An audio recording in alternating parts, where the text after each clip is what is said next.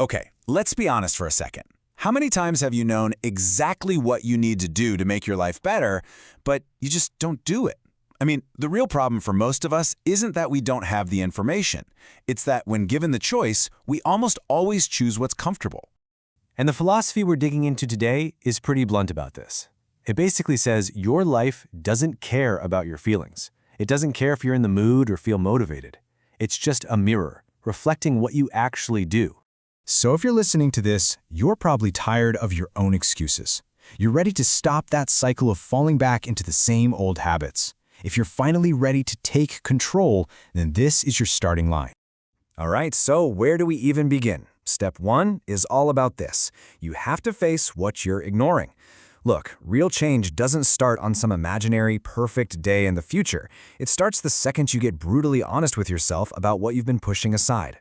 And there's a name for this. It's called the weight of neglect. Just think about it for a second. That task you keep putting off, that difficult conversation you're avoiding, every time you delay, that mental burden just gets heavier and heavier, quietly sucking the energy right out of you.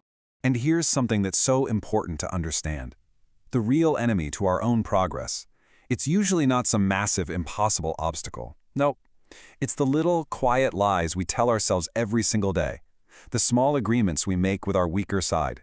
And that voice, it probably sounds pretty familiar, right? It's the voice of average. It whispers these perfectly reasonable-sounding excuses that keep you comfortable, but absolutely wreck your progress. It sounds soft, but trust me, it leads to a hard life. So if we know what we're up against, how do we actually start moving? Well, that brings us right to step 2. Action creates momentum. The whole idea here is that you don't wait around to feel ready, you actually move in order to create the feeling of readiness. It really boils down to this simple but powerful rule. Action first, feeling later. You don't build strength by thinking about lifting weights. You build it by actually doing the reps, especially on the days you don't feel like it. And that's where real confidence comes from. Feeling stuck in that mental fog? Here's an immediate, super tangible plan you can use right now. Seriously, clean one surface, put your phone away, and do just one useful thing. This isn't about some massive life transformation in 3 minutes. It's about breaking that inertia and proving to yourself right now that you are in control. And this really gets to the heart of it. Your physical space and your mental space are deeply connected. A cluttered, chaotic room usually leads to cluttered, chaotic thinking. Taking control of your environment, even in one small way, is a physical signal to your brain that you're taking control of your focus. Okay, this brings us to the final and maybe the most critical step of all. Discipline over mood. Here's the hard truth. Your goals are completely indifferent to how you feel on any given day. They only care about one thing, what you do, consistently. Now, this is a really important distinction to make. So many of us are chasing motivation, but motivation is a feeling. It's unreliable, it's flaky, and it's why we get stuck in those frustrating cycles of starting and stopping.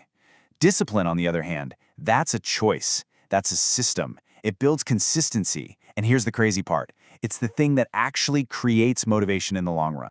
So what's the actual cost of just waiting for inspiration to show up? Well, the source material puts a number on it, and it's pretty staggering. You'll miss out on 90% of your potential. 90%. That's almost your entire future, just gone, because you only worked when you felt like it. Man, this line right here is one of the most powerful takeaways. Your feelings are real, they are absolutely valid, but they are not your boss. They are signals, not instructions. You are the one who's in charge of your actions, not them. So the key is to just stop negotiating. Stop having a debate with your weaker self every single morning. The decision to do what you said you would do, that has to be made before the moment of temptation ever arrives. You don't argue about it, you don't weigh the pros and cons, you just execute. All right, let's wrap this all up. So, how do you force yourself to improve? First, you get brutally honest with yourself about what you're avoiding. Then, you create momentum with small physical actions. You have to consistently choose discipline over your mood. And finally, you track what you actually do, not what you plan to do. So as we finish up, I want to leave you with this one question. Just forget all the big, complicated plans for a second. What is the one thing you've been avoiding? That single task, that one conversation, that habit you know you need to deal with. Because improvement isn't some event you schedule for next week. It's a choice you make right now, in this moment. The instant you decide to finally face that one thing, that's when it all starts to change. The climb begins now.